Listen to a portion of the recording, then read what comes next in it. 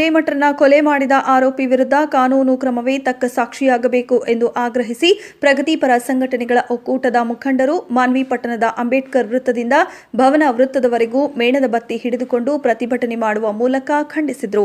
April 18ರಂದು ಹುಬ್ಬಳ್ಳಿಯ BVB college ಕ್ಯಾಂಪಸ್ನಲ್ಲಿ ಫಯಾಜ್ ಎಂಬಾತ ನೇಹಾಳಿಗೆ 9 ಬಾರಿ ಚಾಕುವಿನ ಮೂಲಕ ಹಿರಿದಿದ್ದಾನೆ. ಇಂತಹ ಘಟನೆಯಿಂದ ನಾಗರಿಕ ಸಮಾಜದಲ್ಲಿ ಹೆಣ್ಣು ಮಕ್ಕಳು ಓಡಾಡುವುದು ತುಂಬಾ ಕಷ್ಟಕರವಾಗಿದೆ. ಯಾರೇ ಇರಲಿ ಕಾನೂನು ಪ್ರಕಾರ ಕ್ರಮವಾಗಲಿ, ಇದಕ್ಕೆ ರಾಜಕೀಯ ಬಣ್ಣ ಬೆರೆಸುವುದು ಬೇಡ ಎಂದು ಮುಸ್ಲಿಂ ಸಮಾಜದ ಯುವತಿಯರು ಗುಡುಗಿದ್ರು. ಫಯಾಜ್ ಎಂಬ ಕ್ರೂರಿ ಚಾಕುವಿನಿಂದ ಇರಿದು ಸಾಯಿಸಿದ್ದು ತಪ್ಪು. ಮುಂದಿನ ದಿನಗಳಲ್ಲಿ ಯಾರಿಗಾದರೂ ಅನ್ಯಾಯವಾದರೆ ಸರ್ಕಾರವೇ ಅದನ್ನ ನೋಡುವ ಜವಾಬ್ದಾರಿ ಹೊರಬೇಕು. ಕಾನೂನು ಮೂಲಕ ಆತನಿಗೆ ಗಲ್ಲು ಶಿಕ್ಷೆ ವಿಧಿಸಬೇಕು ಎಂದು ಜಿಶಾನ್ ಒತ್ತಾಯಿಸಿದರು. ನನ್ನ ಹೆಸರು ನಾಜಿಯಾ ಬೇಗಂ, ಮಾನ್ವಿ ಡಿಸ್ಟಿಕ್ ರಾಯಚೂರಿಂದ. ನಾನು ಗರ್ಲ್ಸ್ ಇಸ್ಲಾಮಿಕ್ ಆರ್ಗನೈಸೇಷನ್ನ ಒಂದು ಸದಸ್ಯೆಯಾಗಿದ್ದೇನೆ. ಇಂದು ನಾವು ಸಹೋದರಿ ನೇಹಾಳ ಕುರಿತು ಆಗಿರುವಂತಹ ಬರ್ಬರ ಹತ್ಯೆ ಮತ್ತು ಇದಕ್ಕೆ ಒಂದು ರಾಜಕೀಯ ಬಣ್ಣವನ್ನು ನೀಡುತ್ತಿರುವುದಕ್ಕೆ ಕಠಿಣವಾಗಿ ನಾವು ಖಂಡನೆಯನ್ನು ಮಾಡಲಿಕ್ಕೆ ಇವತ್ತು ಯುವತಿಯರು ಇಲ್ಲಿ ಸೇರಿದ್ದೇವೆ. ನಮ್ಮ ಭಾರತೀಯ ಜಾತ್ಯತೀತ ರಾಷ್ಟ್ರ ಯಾವುದೇ ಅಪರಾಧಗಳನ್ನು ಮಾಡಿದಾಗ ಅಪರಾಧಿಯನ್ನು ವಿರೋಧಿಸಬೇಕು ಹೊರತು ಯಾವುದೇ ಸಮುದಾಯಕ್ಕೆ, ಧರ್ಮಕ್ಕೆ, ಜಾತಿಗೆ ಅದನ್ನು ಮೀಸಲಿಟ್ಟು ಅದಕ್ಕೆ ಆ ಬಣ್ಣವನ್ನು ಹೊರಿಸಿ ರಾಜಕೀಯ ಬೆಳೆಯನ್ನು ಬೇಯಿಸಬಾರ್ದು ಅಂಥೇಳಿ ನಾವು ಇಲ್ಲಿ ನೆರೆದಿದ್ದೇವೆ. ಇವತ್ತು ಖಂಡನೀಯವಾಗಿ ನಾವು ಏಪ್ರಿಲ್ 8ರ ಒಂದು ಪ್ರಕರಣ ಆಗಿರ್ಬೋದು, ಮಾರ್ಚ್ 31ರ ರುಕ್ಸಾನಳ ಪ್ರಕರಣ ಆಗಿರ್ಬೋದು ಅಥವಾ ದಾನಮ್ಮಳ ಪ್ರಕರಣ ಆಗಿರ್ಬೋದು, ಎಲ್ಲ ಪ್ರಕರಣಕ್ಕೂ ನಾವು ಧ್ವನಿ ಎತ್ತಿದ್ದೇವೆ. ಇವತ್ತು ಸಹ ಧ್ವನಿ ಎತ್ತುತ್ತಿದ್ದೇವೆ. ಎಲ್ಲಿವರೆಗೂ ಈ ಕೃತ್ಯಗಳು ನಾಶವಾಗಿದಿಲ್ಲವೋ, ಬುಡದಿಂದ ಕಿತ್ತು ಹೋಗೋದಿಲ್ಲವೋ ಅಲ್ಲಿ ತನಕ ನಾವು ಇದನ್ನು ವಿರೋಧಿಸುತ್ತೇವೆ. ಯಾವುದೇ ಜಾತಿ ಧರ್ಮ ಯಾವುದೇ ಇರಲಿ, ನಾವು ಅದನ್ನು ಆ ಕೊಲೆಯನ್ನು ಖಂಡಿಸಿ ಆರೋಪಿಯನ್ನು ಆದಷ್ಟು ಬೇಗ ತಕ್ಕ ಶಿಕ್ಷೆಗೆ ಒಳಪಡಿಸಬೇಕು ಅಂತ ಹೇಳಿ ನಾವು ಇವತ್ತು ಈ ಪ್ರತಿಭಟನಾ ಮತ್ತು ಸಂತಾಪ ಸಭೆಯನ್ನು ಇವತ್ತು ಮಾನ್ವಿಯಲ್ಲಿ ಹಮ್ಮಿಕೊಂಡಿದ್ದೇವೆ. ವಿಶೇಷವಾಗಿ ಏನು ಅಂತ ಹೇಳಿದ್ರೆ, ಚುನಾವಣಾ ಒಂದು ಸಂದರ್ಭದಲ್ಲಿ ಆದಂತಹ ಈ ಒಂದು ಕೊಲೆಯು ಮತ್ತು ಇದರ ಹಿಂದೆ ಇರುವಂತಹ ಮನಸ್ಥಿತಿಗಳನ್ನು ನಾವು ಇವತ್ತು ಅರ್ಥ ಮಾಡಿಕೊಳ್ಬೇಕಾಗಿದೆ. ಏನು ಅಂತ ಹೇಳಿದ್ರೆ, ಕೇವಲ ಒಂದೇ ಅಲ್ಲ, ಇವತ್ತು ನೇಹಾ ಜೊತೆಗಾಗಿರುವಂತಹ ಅನ್ಯಾಯ ಆಗಲಿ, ತುಮಕೂರಿನ ರುಕ್ಸಾನಾ ಜೊತೆ ಆಗಿರುವಂತಹ ಅನ್ಯಾಯ ಆಗಲಿ, ಅಥವಾ ಮೊನ್ನೆ ಕಲಬುರಗಿಯಲ್ಲಿ ಹತ್ತಿರದ ಕಲಬುರಗಿ ಸಮೀಪದ ಗ್ರಾಮದಲ್ಲಿ ಆಗಿರುವಂತಹ 2 ದಲಿತ ಹೆಣ್ಣು ಮಕ್ಕಳ ಜೋಡಿ ಕೊಲೆಗಳಾಗಲಿ, ಅಥವಾ ಹಿಂದೆ ಆದಂತಹ ದಾನಮ್ಮ ದೀಪದೊಂದಿಗೆ ಮೌನಾಚರಣೆಯನ್ನೊಂದಿಗೆ ನಾವು ಜಾಥಾ ಮಾಡಿದ್ದೇವೆ.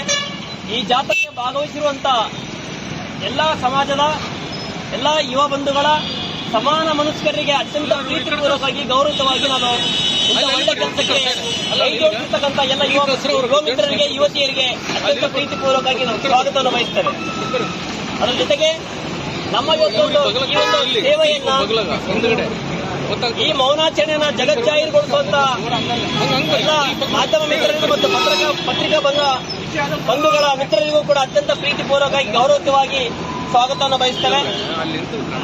ಹಾಗೆ ಇದರಲ್ಲಿ ಐಕ್ಯತೆಯ ಸಂಘದ ಅಧ್ಯಕ್ಷರು ಮತ್ತು ಜಿಐಒ ಅಧ್ಯಕ್ಷರು, ಹಾಗೆ ಎಸ್ಐಒ ಅಧ್ಯಕ್ಷರು, ಬಡವರ ಬಂಧು ಸಂಘದ ಅಧ್ಯಕ್ಷರು ಮತ್ತು ಜೈ ಭೀಮ್ ಸಂಘದ ಅಧ್ಯಕ್ಷರು, ಹಾಗೆ ಡಾಕ್ಟರ್ ಬಿ.ಆರ್. ಅಂಬೇಡ್ಕರ್ ಸಂಘದ ಪದಾಧಿಕಾರಿಗಳು, ಯುವ ಬಂಧುಗಳೇ ಹಾಗೂ ಸಹೋದರಿಯರೇ, ಇವತ್ತಿನ ಬಹಳ ನೋವಿನ ಸಂಗತಿ, ನಮ್ಮ ಕರ್ನಾಟಕದಲ್ಲಿ ನಮ್ಮ ಸಮಾಜ ಎತ್ತ ಸಾಗುತ್ತಿದೆ ಅನ್ನೋದು ಗೊತ್ತಾಗ್ತಾ ಇಲ್ಲ.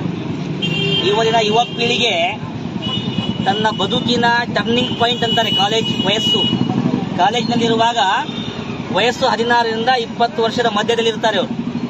ಅಲ್ಲಿ ಒಬ್ಬ ಯುವಕ ಉತ್ತಮ ದಾರಿಯಲ್ಲಿ ಹಾದಿ ಹೋದರೆ ಅವನ ಜೀವನ ಪರ್ಯಂತ ಒಳ್ಳೆಯದಾಗಿರ್ತಾನೆ. ಅಕಸ್ಮಾತ್ ಆಗಿ ಅಲ್ಲಿ ದಾರಿ ತಪ್ಪಿದ್ರೆ ಬದುಕೆಲ್ಲ ಹಾಳಾಗ್ತದೆ ಅವನು. ಅಂತ ಒಂದು ಸಂದರ್ಭದಲ್ಲಿ ಆ ವಯಸ್ಸಿನಲ್ಲಿ ನಮ್ಮ ಕರ್ನಾಟಕದಲ್ಲಿ, ನಮ್ಮ ದೇಶದಲ್ಲಿ ನಾವು ನೋಡ್ತಾ ಇದ್ದೀವಿ, ಯುವಕರು ಹಾದಿ ತಪ್ತಾ ಇದ್ದಾರೆ. ಯಾಕೆ ಅಂತಂದ್ರೆ, ಇಲ್ಲಿರುವಂತಹ ಶಿಕ್ಷಣ ವ್ಯವಸ್ಥೆ, ಇಲ್ಲಿರುವಂತಹ ಕಾಲೇಜಿನ ವ್ಯವಸ್ಥೆ, ಇಲ್ಲಿರುವಂತಹ ವಾತಾವರಣ, ಅದಕ್ಕಾಗಿ ಇವತ್ತಿನ ಮೌಲ್ಯಾಧಾರಿತ ಒಂದು ಶಿಕ್ಷಣ ನೀಡುವ ಒಂದು ವ್ಯವಸ್ಥೆ ಆಗಬೇಕಾಗಿದೆ. ಮೌಲ್ಯಾಧಾರಿತ ಶಿಕ್ಷಣ ಸಿಗ್ತಾ ಇಲ್ಲ. ಅದಕ್ಕಾಗಿ ಆ ಯುವಕರಲ್ಲೇ ಆಗಲಿ ವಿದ್ಯಾರ್ಥಿಗಳಲ್ಲೇ ಆಗಲಿ ಮೌಲ್ಯಗಳು ಬರ್ತಾ ಇಲ್ಲ. ನಮಸ್ಕಾರ. ನಮ್ಮ ಸಹೋದರಿ ನೇಹಾಳ ಹತ್ಯೆಯನ್ನು ಖಂಡಿಸಿ ಮೌನಾಚರಣೆಗೆ ಆಗಮಿಸಿರ್ತಕ್ಕಂಥ ಎಲ್ಲರಿಗೂ ಮೊದಲನೇದಾಗಿ ತುಂಬ ಹೃದಯದ ಧನ್ಯವಾದಗಳನ್ನ ಅರ್ಪಿಸಕ್ಕೆ ಇಷ್ಟಪಡ್ತೀನಿ.